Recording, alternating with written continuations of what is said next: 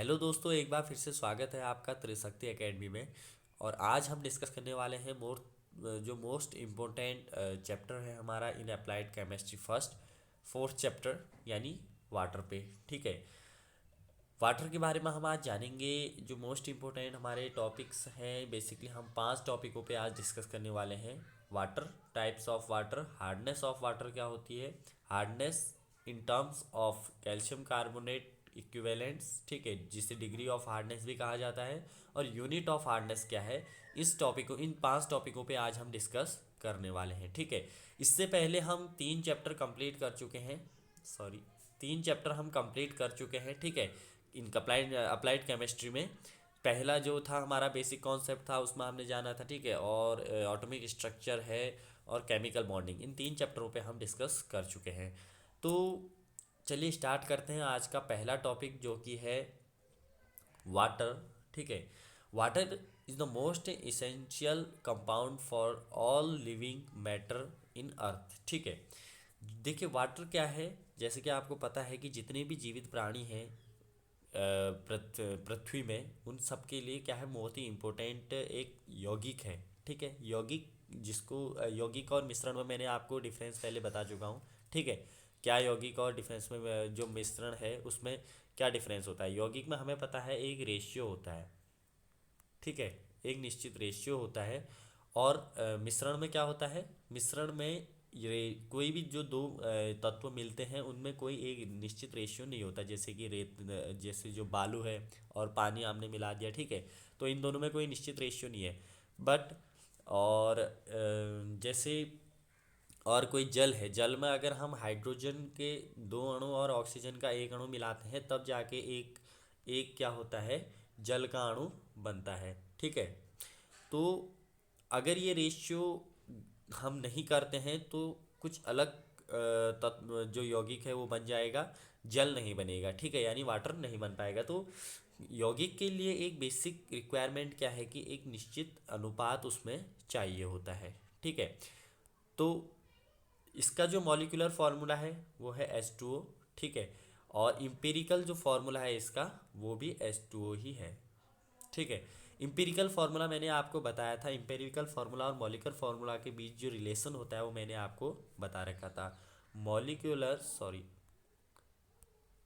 Molecular formula equals to होता है N into empirical empirical formula. ठीक है, ये मैंने आपको बताया था।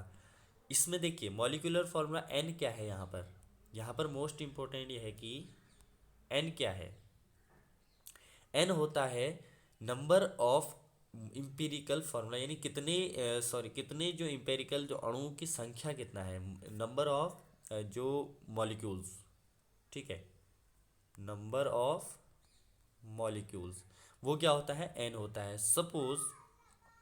सपोज यहाँ पर अगर हम ये हमने कहा एक क्या है, मॉलिक्यूलर फार्मूला हमने यहाँ पर दिया। अगर इसमें जैसे इसी को हम यहाँ पर देखिए, यहाँ पर मॉलिक्यूलर फार्मूला एम्पेरिकल फार्मूला मैंने सेम लिखा है, तो एन कितना होगा, 1 होगा। ठीक है, और अगर यहाँ पर देखिए जैसे मैं लिख दूँ जो 3H2O, सपोज ये मैं यहाँ पर लिख दूँ, तो यहाँ पर जो एन है वो कौन सा है। देखिए यहाँ पर एन कौन सा है, ये वाला जो 3 है वो क्या है, एन है। और ये क्या है, ये है इम्पीरिकल फार्मूला, इम्पीरिकल फार्मूला। ठीक है, तो देखा आपने कि जो इम्पीरिकल फार्मूला था और जो मॉलिक्यूलर फार्मूला था उन दोनों के बीच क्या रिलेशन था। ठीक है, तो ये था एक जनरल आइडिया जो मैं पहले बता चुका हूँ आपको उसके बारे में। रेशियो आपको पता है, इनके बीच रेशियो कितना होता है, 2:1। ठीक है, 2 अणु किसके होंगे, हाइड्रोजन के, और 1 अणु किसका होगा, ऑक्सीजन का। ठीक है, ये काफ़ी इंपॉर्टेंट है। चलिए नेक्स्ट हमारा जो टॉपिक है वो है टाइप्स ऑफ वाटर। सॉरी, हाँ, टाइप्स ऑफ वाटर। वाटर कितने टाइप का होता है, देखिए केमिस्ट्री के उसमें देखिए वाटर 2 टाइप का होता है। एक होता है सॉफ्ट वाटर, दूसरा होता है हार्ड वाटर। सॉफ्ट वाटर और हार्ड वाटर क्या होते हैं, देखिए इनको हम हिंदी में मृदु जल या फिर कठोर जल कहते हैं, ठीक है। सॉफ्ट वाटर को मृदु जल और हार्ड वाटर को कठोर जल कहते हैं। देखिए मृदु जल क्या है, जो क्या होते हैं साबुन के साथ तुरंत झाग दे देते हैं। यानी जैसे आप इस जो ये जो वाटर होगा इनकी एक बेसिक पहचान जिस तरीके से हम करते हैं वो किस तरीके से की जाती है। जो सॉफ्ट वाटर होता है वो साबुन के साथ क्या करेगा, जल्दी झाग देने लग जाता है, ठीक है। और जो हार्ड वाटर होता है वो क्या करता है, साबुन के साथ झाग नहीं देता या काफ़ी लंबे समय के बाद देता है। ये होता क्यों है, देखिए यही हम इसको इसको हम क्या कहते हैं, अब ये जो हार्डनेस है इनके अंदर, ठीक है, ये जो हार्डनेस इसके अंदर है वाटर के अंदर वो किस कारण से आई है, इसको हमें बेसिकली क्या है समझना है कि ये हार्डनेस क्यों आई है। तो इसको चलिए हम समझते हैं आगे। ये बेसिक अंतर है, इससे ज़्यादा आगे नहीं पूछा जाता कि सॉफ्ट वाटर और हार्ड वाटर में, ठीक है। हार्ड वाटर का आगे फिर जाके कैसे इसके हार्डनेस को मेज़र की जाती है, उसकी यूनिट क्या है, ठीक है, वो सारी चीज़ें हम पढ़ेंगे आगे जाके, कैसे इसको हम मापते हैं। चलिए उसको पहले समझते हैं कि हार्ड वाटर तो हमने समझ लिया कि जो झाग नहीं देता। हार्डनेस क्या होती है, हार्डनेस ऑफ वाटर क्या होता है, इसको हम समझते हैं, ठीक है। चलिए अब जो हमारा टॉपिक है वो है हार्डनेस ऑफ वाटर, ठीक है। हार्डनेस ऑफ वाटर क्या होती है, इसको हम जल की कठोरता कहते हैं। हार्डनेस ऑफ वाटर क्या होता है, देखिए there are two types of hardness in water. Hard जो वाटर में दो टाइप की क्या होती है, दो प्रकार की हार्डनेस पाई जाती है। अब देखिए कौन कौन सी पाई जाती है। पहली जो हमारे उसमें हार्डनेस पाई जाती है वो होती है टेम्परेरी हार्डनेस, या इसको हम क्या कहते हैं, अस्थाई कठोरता, या कार्बोनेट हार्डनेस भी इसको कहा जाता है। अगर टेम्परेरी हार्डनेस कहा जाता है या अस्थाई कठोरता कहा जाता है या कार्बोनेट हार्डनेस कहा जाता है तो आपको समझना है कि ये तीनों एक ही चीज़ है, ठीक है। होता क्या है देखिए इसमें, it is due to the presence of calcium bicarbonate CaHCO3 whole twice and magnesium bicarbonate MgHCO3 whole twice, ठीक है। ये जो देखिए कैल्शियम बाइकार्बोनेट का फॉर्मूला क्या होता है, CaHCO3 का होल ट्वाइस, और मैग्नीशियम बाइकार्बोनेट का होता है MgHCO3 का whole twice. It can be removed by boiling. देखिए जो अस्थाई कठोरता होती है उसको हम पानी को गर्म कर कर उसको दूर कर सकते हैं, और पानी को हम उसकी कठोरता दूर करके सॉफ्ट वाटर के रूप में चेंज कर सकते हैं। अब देखिए जो टेम्परेरी जो कोई भी जो वाटर होता है उसमें टेम्परेरी हार्डनेस किन तत्वों के कारण आती है उसको समझते हैं। जो स्थाई हार्डनेस जो अस्थाई हार्डनेस होती है या जो अस्थाई कठोरता होती है वो तत्वों जो जल में वो आती है इन दो तत्वों के कारण, यानी कैल्शियम बाइकार्बोनेट और मैग्नीशियम बाइकार्बोनेट के कारण वो क्या आती है, ये हार्डनेस आती है। कार्बोनेट का फॉर्मूला होता है HCO3। अब बाइकार्बोनेट का मतलब है कार्बोनेट के कितने अणु हैं, दो अणु हैं, बाई ट्राई इस तरीके से होता है, ठीक है। ट्राई का मतलब होता है तीन। तो बाइकार्बोनेट का मतलब यहाँ पर आप देख रहे हैं, देखिए मैं आपको दिखाता हूँ, यहाँ पर आप देख रहे हैं कि जो ये टू लिखा हुआ है, ठीक है, ये जो टू लिखा हुआ है इसका मतलब है बाई। ये क्या है, ये है कार्बोनेट, यानी ये क्या है, बाइकार्बोनेट है, इसीलिए इसका नाम है मैग्नीशियम बाइकार्बोनेट। इसी तरीके से इनका नाम दिया जाता है, केमिकल जो हो केमिस्ट्री में जो केमिकल होते हैं उनका नाम इसी तरीके से दिया जाता है, ठीक है। तो आपने ये जाना कि जो टेम्परेरी हार्डनेस होती है वो the presence of calcium bicarbonate and magnesium bicarbonate के कारण वाटर में आती है, ठीक है। अब देखिए अगला है परमानेंट हार्डनेस। परमानेंट हार्डनेस को हम स्थायी कठोरता भी कहते हैं या फिर नॉन कार्बोनेट हार्डनेस भी कहा जाता है। It is due to the presence of chloride sulphate and of calcium and magnesium. देखिए ये किस कारण आती है, देखिए कैल्शियम और मैग्नीशियम के क्लोराइड और सल्फेट सॉल्ट के कारण ये जो हार्डनेस होती है परमानेंट हार्डनेस आती है। It can not be removed by boiling. ठीक है, जो परमानेंट हार्डनेस है उसको हम क्या कर सकते हैं, जो पानी को बॉईल करके उसको दूर नहीं किया जा सकता है। ये परमानेंट हार्डनेस वाटर में हमेशा परमानेंट रहती है, इसको हम केमिकल जो रिएक्शंस के द्वारा ही इसको हम दूर किया जा सकता है। इसकी अलग अलग मेथड्स हैं, जैसे ईडीटीए मेथड है। ठीक है, ईडीटीए मेथड है जिसको हम अगली वीडियो में जानेंगे। ठीक है, क्योंकि अगर हम इस आज इसको जाने तो ये काफ़ी एक इम्पोर्टेंट टॉपिक है और लंबी वीडियो काफ़ी बन जाती है उससे।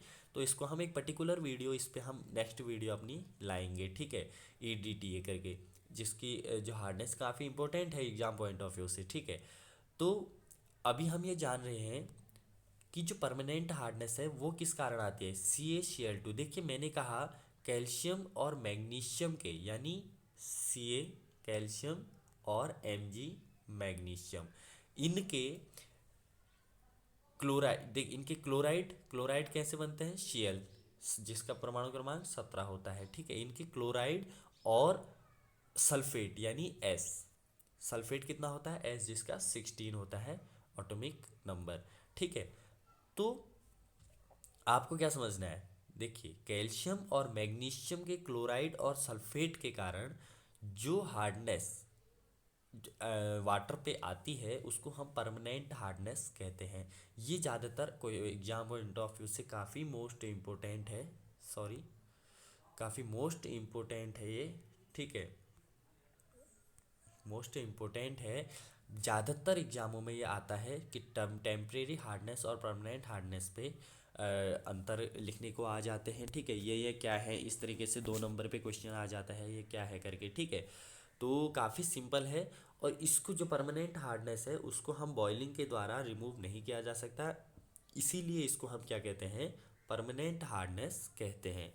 ठीक है, तो आई होप कि आपको आ गया होगा। लेकिन अब यहाँ पर देखिए, यहाँ पर आपको एक चीज़ ध्यान ये देनी है कि वाटर में हार्डनेस के लिए जो तत्व उत्तरदायी है, जो यौगिक उसमें उत्तरदायी हैं, वो ये 6 तत्व ही होते हैं। ये जो 6 यौगिक हैं, सॉरी, ये ही होते हैं, यानी MgHCO3 का होल ट्वाइस, यानी कैल्शियम HCO3 का होल ट्वाइस, कैल्शियम बाइकार्बोनेट और मैग्नीशियम बाइकार्बोनेट और calcium chloride, calcium sulphate, magnesium chloride, magnesium sulphate. ये जो 6 मैंने आपको यौगिक बताए, इनके कारण, इन्हीं केमिकल्स के कारण उसमें क्या होता है, हार्डनेस आती है वाटर पे। ठीक है, तो इनको हम रिमूव करते हैं। देखिए ये जो टेम्परेरी हार्डनेस के जो है, इन्हें तो हम बॉइलिंग के द्वारा रिमूव कर सकते हैं, बट परमानेंट हार्डनेस को रिमूव करने के लिए कुछ केमिकल मेथड्स हैं। ठीक है, केमिस्ट्री में कुछ मेथड्स हैं जिनको हम आगे जानेंगे।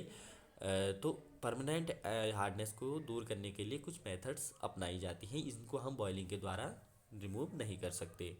चलिए नेक्स्ट हमारा जो टॉपिक है वो है hardness in term of CaCO3 equivalent. अब देखिए इसका क्या मीनिंग है, यहाँ पर मैं आपको बताऊं, हमने ये जाना कि हार्डनेस क्या होती है और हार्डनेस कैसे वाटर पे आती है, किन किन जो तत्व हैं उनके कारण हार्डनेस वाटर पे आती है। अब ये काफ़ी इंपॉर्टेंट हो जाता है कि किस वाटर में कितनी हार्डनेस है, उसको हम किस तरीके से समझेंगे, उसको हम किस तरीके से फाइंड आउट करेंगे। ठीक है, तो उसके लिए हमने एक ऐसा यौगिक लिया जो कि हमने कहा हर एक वाटर पे जो हार्डनेस है उसको मेज़र करने के लिए हम यूज करेंगे। ठीक है, वाटर पे मेज़र करने के लिए हमने इसको यूज किया। वो हमारा जो तत्व है, वो हमारा तत्व है कैल्शियम कार्बोनेट, यानी CaCO3, कैल्शियम कार्बोनेट। ठीक है, तो कैल्शियम कार्बोनेट एक ऐसा यौगिक है जिससे हम हार्डनेस को ज्ञात करते हैं। हार्डनेस को किस तरीके से ज्ञात किया जाता है ये मैं आपको बताऊंगा। हमने कैल्शियम कार्बोनेट ही क्यों चुना, इसको भी मैं आपको बताऊंगा। देखिए हार्डनेस को हमने क्या कहा कि भाई कोई भी वाटर कितना हार्ड है उसको हम किस तरीके से, उसमें हार्डनेस की क्या अमाउंट ऑफ हार्डनेस है, उसमें कैस कितना है हार्ड वाटर है, तो उसको हम किस तरीके से फाइंड आउट करेंगे। तो उसको फाइंड आउट करने के लिए हमने एक मेथड ये चुना कि हार्डनेस को हमने CaCO3 यानी कैल्शियम कार्बोनेट के इक्विवेलेंट किया। हमने हार्डनेस को उसके जो हार्डनेस में जिन तत्व होते हैं, जैसे मैग्नीशियम बाइकार्बोनेट, कैल्शियम बाइकार्बोनेट, या फिर कैल्शियम क्लोराइड, सल्फेट, ठीक है, इनको हमने क्या चेंज करते हैं, हम चेंज करते हैं कैल्शियम कार्बोनेट पे, यानी CaCO3 पे, इस पे हम इसको चेंज करते हैं। ठीक है, अब हमने कैल्शियम कार्बोनेट यानी हमने CaCO3 इसी को ही हमने क्यों चुना, देखिए इसका यहाँ पर आपको लिखा हुआ दिख रहा होगा। देखिए जो 1 मोल ऑफ CaCO3 है वो होता है 100 ग्राम ऑफ CaCO3 के बराबर। यानी हमने कहा 1 मोल क्या होता है, जो उसके मॉलिक्यूलर वेट के बराबर होता है। इम्पेरिकल जो उसका फॉर्मूला होता है, उसका जो मॉलिक्यूलर वेट होता है उसके ये बराबर होता है। देखिए क्योंकि इसका जो मॉलिक्यूलर वेट है 1 मोल के लिए वो है कितना, 100, जिससे कि हमारी कैलकुलेशन काफ़ी इजी हो जाती है। और हमारे सभी वाटर जितने भी जो तत्व हैं उनको हम इक्विवेलेंट करते हैं किसके, CaCO3 के। कैसे इक्विवेलेंट करते हैं उसका फॉर्मूला यहाँ पर मैं आपको बताऊँगा। तो ठीक है, यहाँ पर आप समझिए कि 1 mole of CaCO3, 1 mole of calcium carbonate is equal to 100 gram of calcium carbonate. यानी कैल्शियम कार्बोनेट का 1 मोल कितने के बराबर होता है, इसका जो 1 मोल है वो कितने के बराबर होता है, 100 ग्राम के बराबर होता है। इसीलिए हमने क्या चुना, हमने कैल्शियम कार्बोनेट को चुना। ठीक है, अब देखिए आगे यहाँ पर आप देख समझिए, 1 mole of magnesium bicarbonate equals to 62 gram. यानी ये किस तरीके से आया, देखिए मैंने आपको मॉलिक्यूलर वेट निकालना बताया था कि मॉलिक्यूलर वेट हम उसका कैसे निकालते हैं, यानी अणुभार हम कैसे निकालते हैं। देखिए अणुभार निकालने के लिए हम क्या करते हैं, जैसे सपोज़ आप एक एग्जांपल ले लीजिए, एक एग्जांपल जैसे हार्डनेस का ही जो तत्व है वो है CaSO4 यानी कैल्शियम सल्फेट, CaSO4। ठीक है, CaSO4 में आप देखिए Ca के कितने परमाणु हैं, एक है, S का कितना है, सल्फर का एक है, और ऑक्सीजन के कितने हैं, 4 हैं। ठीक है, तो इनका हम अलग अलग मॉलिक्यूलर वेट निकालते हैं। अलग अलग मॉलिक्यूलर वेट कैसे निकालते हैं, हम Ca का एक अलग मॉलिक्यूलर वेट निकालते हैं जो हमें पता होता है, पहले से ही फाइंड आउट है।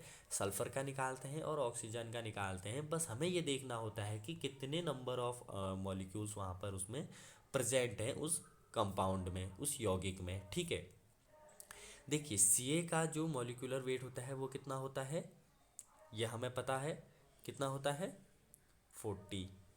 ठीक है, सल्फ़र का कितना होता है, 32। ठीक है, प्लस क्योंकि ऑक्सीजन का 4 है तो ऑक्सीजन का एक अणु का मॉलिक्यूलर वेट कितना होता है, 16। ठीक है, यह आपको पता है। तो इनका हम टोटल करते हैं। देखिए इनका टोटल करने पे कितना आएगा, 40 प्लस 32 प्लस 64, जो कि हमारा आ जाता है 136। ठीक है, 136 हमारा आ जाता है। तो इसी प्रकार हम क्या करते हैं, Mg यहाँ पर देखिए, इसी प्रकार हम MgHCO3 के लिए भी निकालेंगे। यहाँ पर Mg का एक मॉलिक्यूल है, H के 2 हैं, क्योंकि बाहर क्या है, बाई कार्बोनेट है। कार्बन के भी 2 हैं, और ऑक्सीजन के यहाँ पर कितने मॉलिक्यूल्स हैं, ऑक्सीजन के यहाँ पर मॉलिक्यूल्स हैं 6, बिकॉज ऑफ O3 × 2, जो 3 × 2 होगा, 3 × 2 इक्वल्स टू 6। तो यहाँ पर ऑक्सीजन के कितने अणु हैं, 6 अणु हैं। तो यहाँ पर आप समझिए किस तरीके से हमने इनका मॉलिक्यूलर वेट निकाला। मॉलिक्यूलर वेट निकालने के लिए एग्जाम में आपके 2 नंबर पे एक क्वेश्चन पूछा जा सकता है, ये आपको सीखना जरूरी है। बस इसके लिए आपका सबसे ज़्यादा इम्पोर्टेंट यह है कि आपको तत्वों के जो मॉलिक्यूलर वेट हैं, जैसे hydrogen, helium, lithium, bromine, boron, carbon, nitrogen, oxygen, fluorine, neon, sodium, जैसे ये मैंने आपको पहले भी कहा था कि 30 तक जो परमाणु क्रमांक 30 तक यानी Zn जिंक तक आपको मॉलिक्यूलर वेट उनका और तत्वों का नाम याद होना चाहिए। अगर आपने याद नहीं किया है तो आप याद कर लीजिए। ठीक है, चलिए अब आपको आई होप कि समझ में आ गया होगा कि मॉलिक्यूलर वेट कैसे निकालते हैं और तत्वों को हम किस तरीके से उसका मॉलिक्यूलर वेट निकालते हैं, ठीक है, ये आपको समझ में आ गया। और CaCO जो हमने यहाँ पर कैल्शियम कार्बोनेट जो लिया वो क्यों लिया, ये आपको समझ में आ गया होगा। अब हम बेसिकली यहाँ पर देखते हैं, देखिए 1 mole CaCO3 equals to 100 gram, 1 mole of MgHCO3 का whole twice equals to 162 gram निकलता है। 1 मोल ऑफ MgCl2, ये मैंने क्या ले रखे हैं, जो कि हार्डनेस के लिए जो रिस्पॉन्सिबल जिम्मेदार होते हैं जो कंपाउंड, उनका मैंने यहाँ पे मॉलिक्यूलर वेट लिया है। तो अदर जो इसके और भी जो मॉलिक्यूलर जो कंपाउंड है, जैसे CaHCO3 सॉरी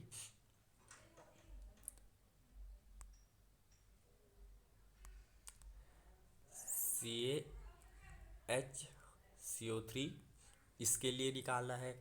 और आपको कैल्शियम क्लोराइड CaCl2 के लिए निकालना है। इन चीज़ों के इनके लिए जो और जो इनके तत्व हैं MgCl2, मैग्नीशियम क्लोराइड, ठीक है, हार्डनेस के लिए जो 6 यौगिक मैंने आपको बताए थे रिस्पॉन्सिबल, उनका आपको मॉलिक्यूलर वेट खुद निकालना है। ये आप खुद अपनी प्रैक्टिस कर लीजिएगा, और भी जैसे कभी आपको कंपाउंड मिलते हैं तो उनका निकाल लीजिएगा।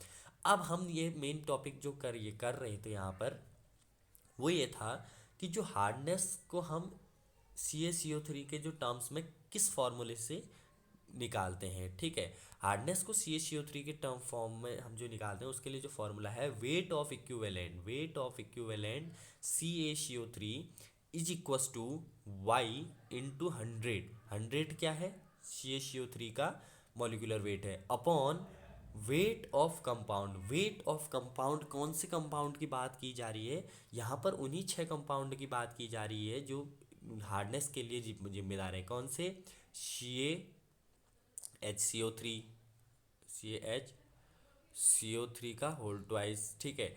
ऐसे ही मैग्नीशियम बाइकार्बोनेट के लिए, ऐसे ही मैग्नीशियम क्लोराइड के लिए, और यहाँ पर था जो हमारे और भी तत्व हैं सल्फेट के लिए CaSO4, ठीक है, CaSO4 के लिए। ये सारा जितने भी 6 तत्व मैंने आपको बताए, 6 जो यौगिक मैंने आपको बताए थे जो हार्डनेस के लिए जिम्मेदार होते हैं, वो उनका यहाँ पर आता है कहाँ पर, वेट ऑफ कंपाउंड, उनका जो मॉलिक्यूलर वेट होगा वो यहाँ पर आएगा। सपोज फॉर एग्जांपल मैं आपको बताऊँ, जो weight of equivalent CaCO3 is equals to, suppose हम बात कर रहे हैं किसकी, MgCl की, तो MgCl के लिए अगर सपोज इसका अमाउंट क्या होगी, y होगी, तो ये आ जाएगा 100 अपॉन Mg का जो मॉलिक्यूलर वेट कितना है 92, जो वेट ऑफ कंपाउंड जो है वो 92 यहाँ पर आएगा। तो ये जो फॉर्मूला यहाँ पर मैं लिख रहा हूँ, इसी फॉर्मूले से हम क्या करते हैं, इस वेट को इक्विवेलेंट करते हैं। इसकी जो न्यूमेरिकल है दोस्तों, वो मैं आपको आगे कराऊंगा, ठीक है, नेक्स्ट वीडियो में मैं इसके न्यूमेरिकल कराऊंगा। इसके न्यूमेरिकल आप खुद भी प्रैक्टिस कर सकते हैं, सारे के सारे न्यूमेरिकल इसी फॉर्मूले पे बेस्ड होते हैं, ठीक है, जो फॉर्मूला मैं आपको बता रहा हूँ। अब इस फॉर्मूले में एक टर्म जो आ रखी है ये जो y यहाँ पर जो टर्म आ रखी है, इसके बारे में जानिए। ये y क्या है, ये उस वाटर पे जितना अमाउंट ऑफ वाटर आपने लिया है, उस वाटर पे अमाउंट ऑफ दीज कंपाउंड्स, ठीक है। ये जो कंपाउंड्स मैंने बताया था आपके लिए जो रिस्पॉन्सिबल हैं हार्डनेस के लिए, उन कंपाउंड का अमाउंट, यानी कितने ग्राम वो हैं, कितने, या पार्ट्स में आप ले तो कितने पार्ट उसके हैं, इसको आप आगे अभी यूनिट में समझेंगे। चलिए पहले हम यूनिट को देख लेते हैं, आई होप कि वो आपको समझ में आ गया होगा। देखिए लास्ट हमारा जो टॉपिक है वो है यूनिट ऑफ हार्डनेस। हार्डनेस का मात्रक क्या होता है, देखिए हार्डनेस के बेसिकली 4 मात्रकों में हम इसको हम क्या करते हैं, मेज़र करते हैं हार्डनेस को। पहला हमारा है ppm, यानी पार्ट पर मिलियन। पार्ट पर मिलियन देखिए क्या होता है, part of CaCO3 in 1 million part of water. देखिए CaCO3 का कितना पार्ट 1 मिलियन वाटर में, जो 1 मिलियन पार्ट ऑफ वाटर है, देखिए एक सपोज अगर हम यहाँ पर कहते हैं 1 ppm, किसी वाटर की जो हार्डनेस है वो 1 ppm है। 1 ppm का मतलब क्या है, जो उसमें एक अणु CaCO3 होगा कितने में, 1 मिलियन 1 मिलियन ऑफ वाटर में। मिलियन के 1,000 1 मिलियन सॉरी वाटर के 1 मिलियन पार्ट लेने पे हमें एक पार्ट क्या मिल रहा है, CO3 यानी कैल्शियम कार्बोनेट मिल रहा है। कैल्शियम कार्बोनेट का पार्ट हम कैसे निकालेंगे, वैसे वाटर में कैल्शियम कार्बोनेट तो होगा नहीं, कैल्शियम वाटर में होगा, जो 6 हार्डनेस के लिए जो जिम्मेदार वो थे वो यौगिक होंगे, उनको हम कैल्शियम में उस फॉर्मूले के द्वारा जो हमने यहाँ पर डिस्कस किया था, इस फॉर्मूले के द्वारा हम उसको जानेंगे, इस फॉर्मूले के द्वारा, ठीक है, जो हमने यहाँ पर डिस्कस किया था, इसके द्वारा हम क्या करेंगे, जो तत्व हैं, ये जो सारे तत्व हैं, इनको हम किस में चेंज करेंगे, CaCO3 में, ठीक है। तो देखिए, तो 1 मिलियन वाटर में, 1 मिलियन पार्ट ऑफ वाटर में, पार्ट का मतलब कुछ भी हो सकता है, 1 मिलियन ग्राम भी ले सकते हो, किलोग्राम भी वाटर लिया जा सकता है, लीटर, ठीक है, जो भी है। तो उस पे कितना हमें CaCO3 मिल रहा है, एक पार्ट मिल रहा है, ठीक है। ऐसा ही हमारा नेक्स्ट क्या है, यहाँ पर हमने 1 मिलियन लिया, नेक्स्ट में हम कह लेते हैं, हमने 1 लीटर के लिए लेते हैं, मिलीग्राम पर लीटर, दूसरी हमारी यूनिट है मिलीग्राम पर लीटर। यहाँ पर हमने कितने CO3 के कितने पार्ट्स में मिलियन में लिया था। अब हम कहते हैं कि CaCO3 यानी कैल्शियम कार्बोनेट के कितने मिलीग्राम पार्ट 1 लीटर जल में है। हमने 1 लीटर जल ले लिया, सपोज 1 लीटर वाटर हमने यहाँ पे लिया, और हमने उसमें देखा कि कितने मिलीग्राम हमारा कैल्शियम कार्बोनेट है, उसको हम मेज़र करते हैं मिलीग्राम पर लीटर में, ठीक है। ये दूसरी हमारी यूनिट है। थर्ड हमारी जो यूनिट है वो है कलाक्स डिग्री, ठीक है। ये किस तरीके से, यहाँ पर हमने 1 लीटर लिया, यहाँ पर कलाक्स जो हमारे नए वैज्ञानिक थे उन्होंने क्या बोल दिया, उन्होंने बोला हमने 70,000 पार्ट लिया है, यहाँ हमने 1 मिलियन लिया। बस चेंज क्या हो रहा है, ये पार्ट्स यहाँ पर चेंज हो रहे हैं, जो कि पहले हमने 1 मिलियन लिया, फिर हमने 1 लीटर लिया, और दूसरे यहाँ हमने क्या ले लिया, 70,000, यानी number of parts of CaCO3 calcium carbonate in 70,000 part of water कितना है, वो मेज़रमेंट करेंगे हम इस यूनिट पे, यानी क्लास मेजर यूनिट पे। फिर डिग्री फ्रेंच आया, डिग्री फ्रेंच ने क्या बोला, भाई तुमने 70,000 भी ले लिया, लीटर भी ले लिया, मिलियन भी ले लिया, तो मैं ले लेता हूँ 10⁵, ठीक है। 10⁵ पार्ट्स में, पार्ट्स ऑफ वाटर में जितने पार्ट्स ऑफ CaCO3 होगा उसको हम दिखाएंगे डिग्री फ्रेंच में। तो ये बोल दिया जो हमारे वैज्ञानिक थे फ्रेंच, सब कुछ सेम ही है, अलग अलग, बस जो एंड में यहाँ पर मिलियन था, यहाँ पर लीटर आया, यहाँ पर 70,000 आया, यहाँ पर 10⁵ आया, तो ये सारी चीज़ें चेंज हो रखी हैं, ठीक है। तो आई होप कि आपको ये सारी चीज़ें यहाँ पर आपको समझ में आ गई होंगी, ठीक है। तो ये फॉर्मूला भी आपको समझ में आ गया होगा, हार्डनेस के लिए था, तो ठीक है। इतने जो हमने आज इस टॉपिकों में डिस्कस किया है, इनको आप रिवाइज़ करिएगा, बुक्स में खुद इसको पढ़ लीजिएगा, ठीक है। पेपरों की डेट भी काफ़ी क्लोज आते जा रही है धीरे धीरे, तो आपको ये सारी चीज़ें अपना तैयार कर लेना है। और कुछ भी अगर आपको प्रॉब्लम होती है, कोई भी क्वेरी होती है, ठीक है, तो उसको आप क्या करेंगे, हमारे टेलीग्राम चैनल है, ठीक है, उस पर भी आप हमें कमेंट कर सकते हैं, यूट्यूब पर भी आप हमें कमेंट कर सकते हैं, ठीक है। हम कोशिश करेंगे कि जल्द से जल्द आपका उसमें रिप्लाई दिया जाए, ठीक है। तो नेक्स्ट वीडियो में हम मिलते हैं ETTA मेथड और कुछ अन्य इंटरेस्टिंग टॉपिक्स पे, ठीक है। तो ये जो PDF है इसको मैं टेलीग्राम में मैं अपलोड कर दूंगा, ठीक है। टेलीग्राम से आप जो ये सारी PDF अभी हम जिसमें पढ़ रहे हैं वो सारी आप अपना खुद भी पढ़ सकते हैं टेलीग्राम में, ठीक है। तो इसलिए आपने अगर ज्वाइन नहीं कर रखा है टेलीग्राम, तो अभी तक आप ज्वाइन कर लीजिए। वहाँ हम पेपर्स जो है, प्रीवियस ईयर पेपर्स वगैरह भी अपलोड करते रहते हैं, नोट्स वगैरह, ठीक है। और क्विज, उस पर हम क्विज का भी आप धीरे धीरे स्टार्ट करें कि क्विज आपका कंटिन्यू लिया जाए, जिससे कि आपकी जो जनरल अवेयरनेस की जो नॉलेज है वो भी आपको बढ़ती जाए, ठीक है। तो अगर आप चाहें तो हमारे टेलीग्राम चैनल को आप सब्सक्राइब कर सकते हैं, ठीक है। यूट्यूब चैनल में अगर नए हैं तो यहाँ पर भी आप सब्सक्राइब कर सकते हैं। बाकी टेलीग्राम में एक जनरल हमारा वो है ग्रुप, ठीक है, और दूसरा जिसमें चैट हम कर सकते हैं, उसको भी आप दोनों को वो जो ज्वाइन कर सकते हैं, या एक भी अगर आप ज्वाइन करते हैं तो चैट आप वहाँ से कर सकते हैं हमारे साथ, ठीक है। तो वहाँ आप अपनी क्वारी को हमें भेज सकते हैं। बाकी मिलते हैं नेक्स्ट वीडियो में, तब तक के लिए आप प्रैक्टिस कीजिए, ठीक है। तो थैंक्स फॉर वॉचिंग।